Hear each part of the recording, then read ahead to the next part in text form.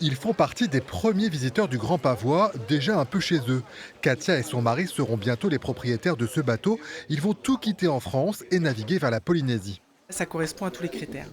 On peut remonter au vent, mais en ayant un confort d'un catamaran. Et c'était vraiment un coup de cœur quoi, pour Neil. Et là, enfin, on signe pour le 43 et qui arrive bientôt. Gauthier, lui, est charentais-maritime, aujourd'hui installé à Montréal. Il envisage de pouvoir rallier les deux continents avec son propre bateau. C'est un projet c'est lointain, là, mais on commence par une visite pour acheter peut-être un bateau. Les primo-accédants, voilà une des tendances du marché. De plus en plus de clients osent désormais passer du rêve à la réalité.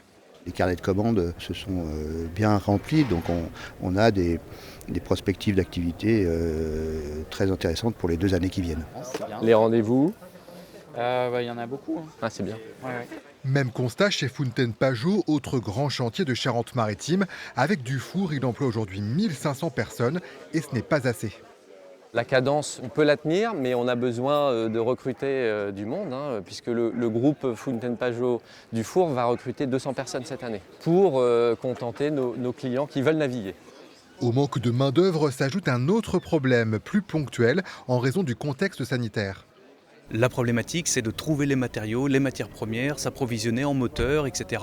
pour répondre à la demande. Donc ce sont des problèmes on va pas dire de riches, mais ce sont des problèmes moins compliqués que quand la demande n'est pas là.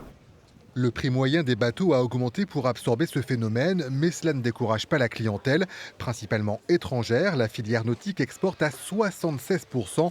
La France reste leader dans le domaine de la voile et des sports de glisse.